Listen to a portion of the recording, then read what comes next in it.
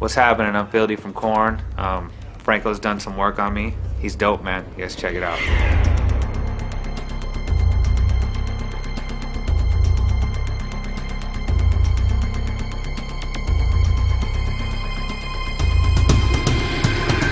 How you doing? This is Franco Vescovi.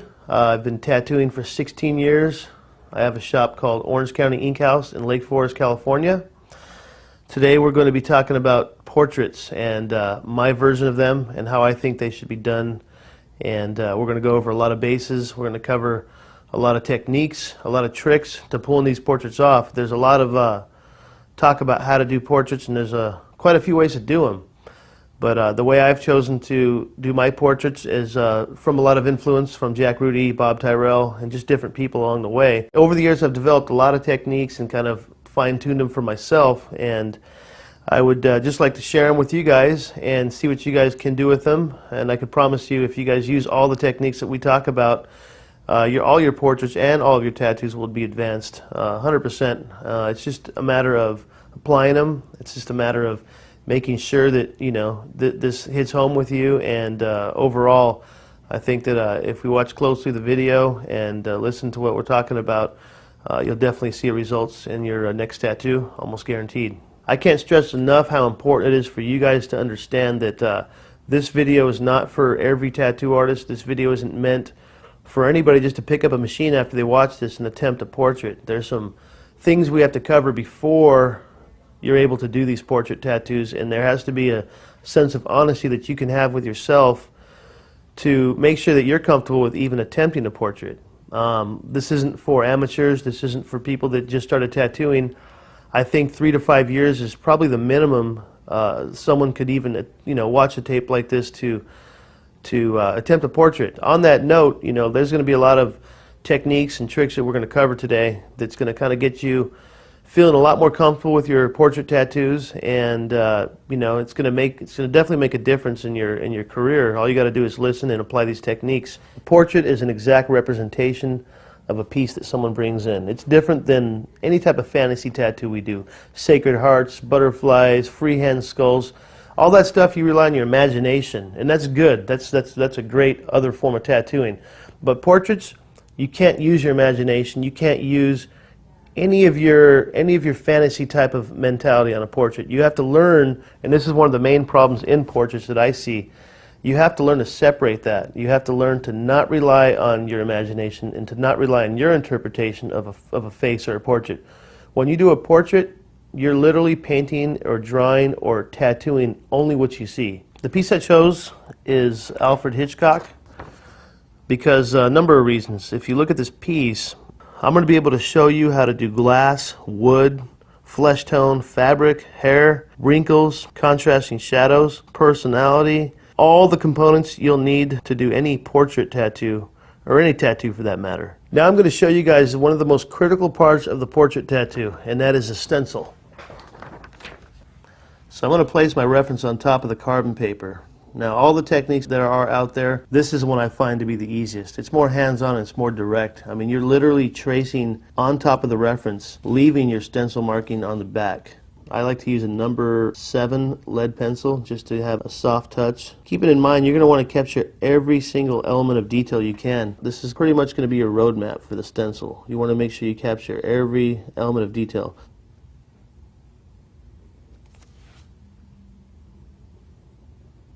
I'm going to work on the face right now, you guys, and getting every element possible. Your portrait's going to be really only as good as your stencil. I mean, especially when you're doing something so exact. If it's going to be something exact, then you want to get it as exact as possible. One of the reasons why I like to do it this way, there's no worrying about registration or being off registration as far as the stencil is concerned. You could move this all around and it's still going to be exactly what you need it to be. There's a lot of different techniques to pick up shadowing. Mine's kind of like, I like to do lines and dots. So when I put the stencil on, it kind of reminds me that whatever's lined or dotted is a shadow. You want to pick up every amount of detail. I mean, not leaving anything out. You want to fine-tooth comb this thing. Make it perfect. Little elements right there. Get into the nooks and crannies. All this information is important. Like I said, even though you have your reference right in front of you, you have to keep in mind you want to align your reference with your stencil. It makes it a lot easier than not having the information there, because you're doing a portrait tattoo. You're not doing a portrait painting or drawing. Something like that you can come up to the next day and correct, or you can erase, or you can paint over. But when you're dealing with skin, there's no cheating. There is no shortcut. You know, if you're doing a portrait drawing or a portrait painting, you know, you can come back to those things and fix them up and change them around. But you got one shot at a portrait tattoo. There's no eraser. There's no room for error. Very important to make sure you pick a good reference. Make sure you pick a piece that's detailed enough. You want to see a crisp piece. You want to make sure that it's just basically detailed enough to where you can see crisp eyes and mouth and things like that. You want to make sure that you pick the right portrait. A lot of times I'll have the customer bring back another piece if it doesn't work. Very important to dot where the highlights are going to be. I definitely choose the dot method on that. It just tells me, once again, when you flip it over and definitely put it on the skin, when you see those dots, it implies that they're highlights. Now this stencil is going to take me a while, and keep in mind it's a catch-22. The longer it takes to make the stencil, the quicker your tattoo will be. The quicker it takes to make your stencil, the longer the tattoo will take. Why? Because you're going to have to constantly reference back and forth because you didn't lay your road maps down properly. So very important to lay your road maps down very proper, getting every inch of detail. You know, for example, I didn't get that last part of the nose right there. But one of the ways you want to double check, you want to flip this around and lay this on a light table. You know, any light table will work. You just want to lay it on a light table. You want to look through the painting, or the reference I should say. You want to make sure that you got every ounce of detail. For example, obviously I got this eye. I didn't get that eye yet. Now if I was to lay this on a light table, I would see that. But that goes for every little nook and cranny and wrinkle. You just want to basically nail every amount of detail. We'll flip it back over. Start on the other eye. Remember one thing as well, don't try to add your own input to this piece. Don't try to add your own style to your eyes or to your lips or how you do things. You want to do it exactly what you see, nothing else. Obviously what I'm about to tell you guys probably already know, but when a client or a customer comes in and they bring an original, you want to make a copy of that. Before you start the stencil, just nail down the size options with your client and make sure that you're not doing it on the original. On that note, you want to make a copy at a place like Kinko's, or a place that has a photocopier machine, something that can give you enough detail that you need. Definitely not a standard machine. Not a standard copy machine will do. Something else to talk about is sometimes a client will bring in a picture that's not workable. And I'll tell you what, there's a lot of tattoo artists out there that will still attempt to do the tattoo. All I can say is I won't do that.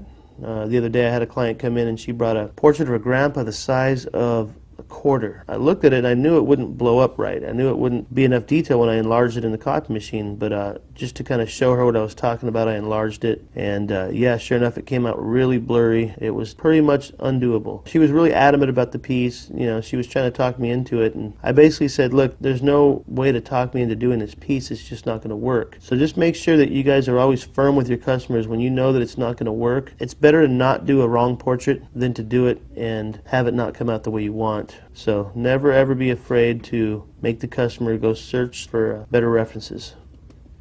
Grab that highlight on the nose right there. I mean, I'm spending a lot of time on the face here, and keep in mind this face isn't that big. Let's go ahead and turn it around and see what we got.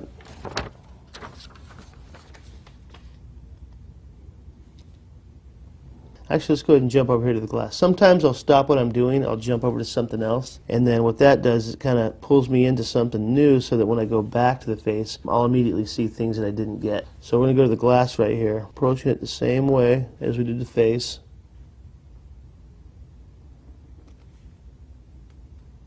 Same thing with the reflections, I like to use the dots.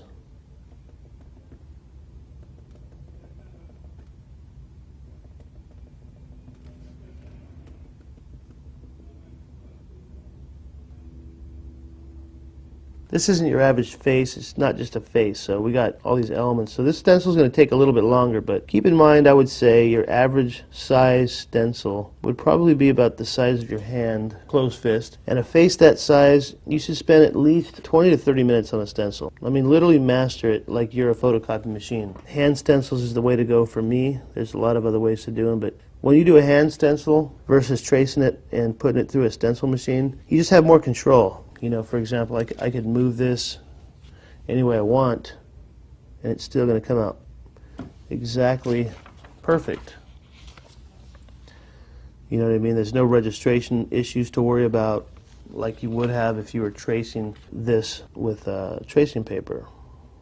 So a good 20 to 30 minutes is what you want to spend on your average portrait stencil. This right here, however, will probably take me 45 minutes.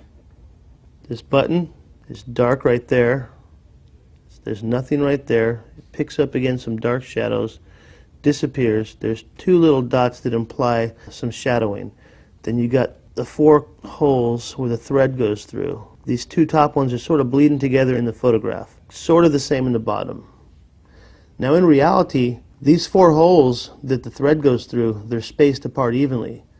But you got to tell yourself you're doing what you see, not what you know to be correct. I'll see people do stencils of portraits. They'll just leave a lot of information out. They'll just kind of rush the stencil, or they'll do their own version of the stencil. For example, in their mind, they'll see lines, and on the reference, it's exact lines. But what they'll do is they'll go towards their mind and just start doing lines, and we cannot do that. If you want to be a great portrait artist, you have to do only what you see. Portrait tattoos are stressful. They really can take it out of you. I mean, usually when I do a portrait, that's the only tattoo I do for the day. The reason why it takes a lot out of you is because you're doing it the right way. Obviously, if you get done quick or it didn't take that much to do it, you're not going to be winded. But I'll tell you what, when you do a portrait the right way, you're going to be winded. So we're going to be working on the stencil for another half an hour or so. We're going to go ahead and put all of our energy into the stencil, and then we're going to go ahead and start the tattoo. Now that we have the stencil done, the best way to cut the stencil out would be to cut it out from the back. So that way you can kind of make sure you don't overcut or undercut the stencil, because the less paper you have around it, easier it is to apply, especially when you're measuring an area. So I'm cutting around the stencil really close. Like I said before, the less extra paper you have, the easier it is to apply on the skin. Makes it easier to measure. And when you're doing a portrait, your whole goal is to make it easy as possible on you, because portraits are the hardest tattoo to do. And sometimes the stress can make you not do your best job. So you're basically trying to cut out the stress with as many tricks as you know about. So before I would even make the stencil, one thing to consider is just measurements. Measure the piece with a copy machine, blow it up a few different sizes that you think that might be the best size. And then you'll measure the skin. You know, when I say measure, we're talking about eyeballing, kind of putting copies on the skin and measuring it such like this. Okay, now what we're going to do is once the stencil's done, one little trick I learned a long time ago is just to give it some stress points by little cuts like that. So when you wrap it around the skin, it folds a little bit easier without distorting the stencil, because if the stencil's not put on right, it can affect the final outcome of the piece. Now, before I start the tattoo, definitely want to talk about why I have 2 different references. I have a dark reference that I turned up the contrast on the computer before I printed it, so that I could see every possible nook and cranny of the shading. That way I could make sure that the end result has as much detail as possible. Then I have the lighter version so that I could see what the darker version didn't give me, the details and the darks and the shadows. Something like this where there's a lot of black and a lot of dark, you want to have 2 different references just to kind of compare the 2 and to give yourself as much information as possible, so that when you're referencing, you can go off of both. So now that we got the light and the dark reference, I'm ready to go. Now I can give myself as much information as I need to pull this off correctly. Your outcome is only as good as your stencil is. When you're doing a portrait, it's one of those tattoos where you don't want to have to rely on freehand. Although it is possible, it's just more stress and more time for the tattoo. One more note about your photo reference. You want to make sure that your reference is detailed, and you want to make sure that you know that the reason why that is because it's only going to come out as good as your reference. What I mean by that is sometimes people come in with a small portrait. By the time you blow it up, it's fuzzy. And there's a lot of people that attempt portraits out there from bad reference, and then they are not happy with their final result. There's only one way to do a portrait, and it's called the right way. It has to be exactly like it, or you as an artist aren't going to feel like you did your best job. Now to apply the stencil, my favorite stuff is it's called Stencil Stuff. You can get it online, stencilstuff.net. The reason why I like this stuff, there's a lot of products out there, but what I found with this product is that, especially on a portrait, you don't want to lose your stencil. Everybody that's been tattooing can remember the times when they've lost their stencil. It's all right when you're doing a rose or a heart, something you could for sure freehand right away to fix. But when you're doing a stencil, you don't want to lose anything, because then you're sacrificing the final outcome. So this stuff really, really makes it stick. It really makes it stay as long as you need it to. Okay, now that I've measured his leg previously, we're just going to put it on. I like working on legs just for that reason. It's just a good area to cover. Gently put it on, just kind of let it hit in the middle. Kind of hold it there, not really in a rush. You don't want to bend it. I usually put the middle on, and I fold either the left or right side, doesn't matter. What this does is it ensures you're not going to distort your stencil. After I fold the right side, I'll pick it up a little bit just to give it some give. And then I'll start to fold the other side.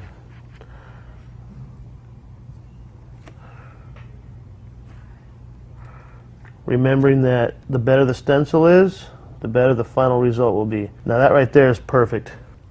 Okay, put my A&D ointment right there, just so I have it in front of me. Preparing the skin. I like to put a thin layer of A&D ointment over the tattoo area that I'm about to work on, just to kind of prep the skin, get it all ready for me. We're going to go ahead and start in the center. There's so many different types of blacks. There's always talk of what's better, Pelican or Talons. I think they're both great. I just use Pelican. I use it for the fact that it just seems to be a little bit easier and thinner to work, and your grays seem to come out a little bit more smooth. This is a Bug Pin 10 needle, and it's a 11 mag in a 9 mag tube. What that means is the needle's a little bit smaller. I'm sure people are familiar with the Bug Pins versus the regular number 12s, but I use the Bug Pin 10s. I got introduced from Bob Tyrell, that technique, and the needles are smaller, so it basically leaves smaller holes in the skin. And if you have a bunch of smaller holes, it's that whole concept of it looking more gradient and more faded and more shaded nicely versus the bigger holes.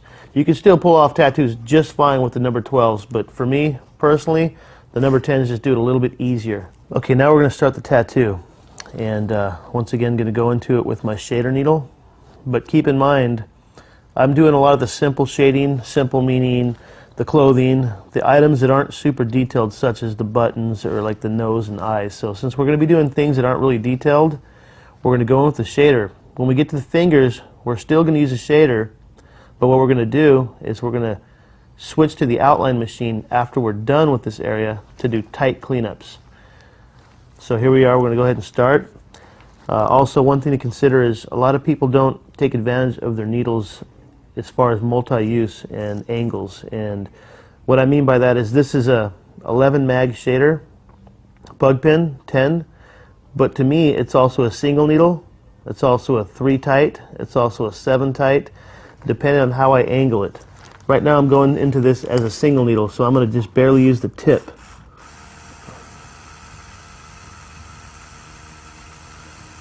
I learned this from the master, Bob Tyrell. He definitely has this down pat.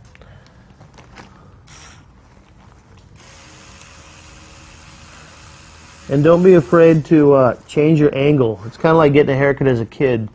If you remember when you were a kid getting your haircut, the barber just kind of shifts you around, changes the angle of your head, you know, because for her it has to be right. So she's not concerned about you. She's concerned about how to move your head so it makes her job better to make sure you get a good haircut. Same with tattooing. You have to angle this machine to get your final result. Sometimes if you feel like not doing that, you can sacrifice the quality. A lot of times you'll see a portrait and when you zoom in you look really close, it's a little loose. Okay, so now that we talked about the angles and how to get tightly into the grooves in the tight areas, I'm going to have you just watch me as I do this. I'm going to kind of complete this little section right here using these techniques we just talked about. A lot of you are probably wondering what kind of machine I'm using.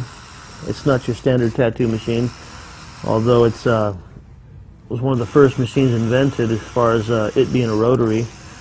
I've been using rotaries for about 8 years now, and to me they have a lot of benefits. I mean, like I said, you could pull off a tattoo with any machine. as long as you have the knowledge. But for me, it's just more of a noise factor. The noise is very, very minimal. And when you're working for 4 or 5 hours on a piece, there's nothing more annoying than going home and still hearing that ring in your head. Also, it's very light. So as far as your wrist and carpal tunnel, that's kept to a minimum as well. I'm in the process of developing my own rotary machine. Later on, I'll give you the website to find it and see what you guys think of it. You always have to continuously stare at your reference. See, the thing is if I'm not looking every 20 seconds, then that means I'm relying on my own imagination to complete the portrait. And when you're doing a portrait, it's something unlike any other tattoo. You don't do your style. There's no such thing as a portrait done your style. A portrait can be done one way and one way only. It's got to look like the picture. That's why it's called a portrait. That's why it's called realism. A lot of times people kind of do their own thing, and the end result they don't seem to be happy about. Any other tattoo, you put your style and your soul into. But a portrait, you want it to be exactly like the picture.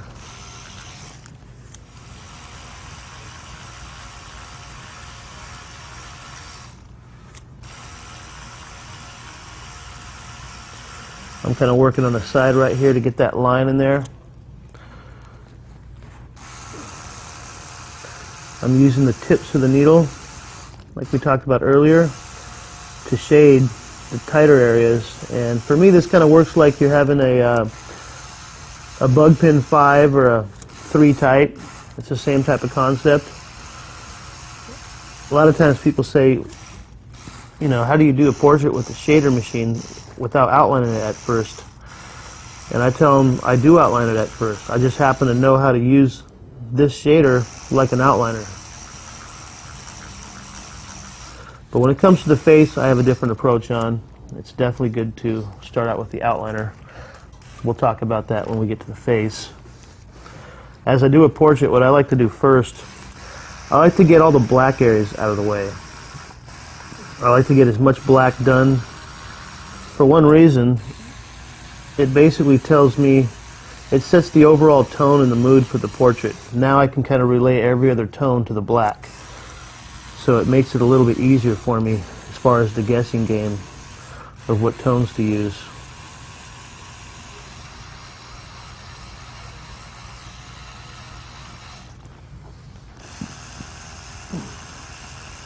It's a tight corner, so we're going to flip it to a single needle right now. You know, we're going to flip it and just barely work the tip.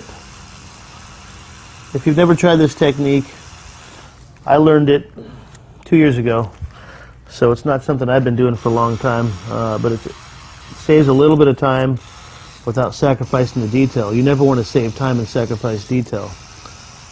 But if you could save time without sacrificing detail, then why not?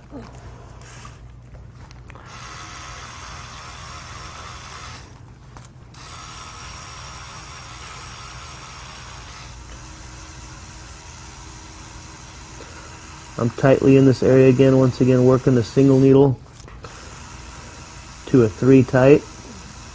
What I mean by that when I say working the single needle or 3 tight, talking about the angle of the needle. In fact, I'm going to kind of show you guys something right now. You use the tip of it. Now that right there is a single needle, and when I say single, I mean literally it's the single needle, it's the very end. You wipe it away, it's still in there. So with this machine or with this needle, we can get as fine as we need to. Just wanted to point that out.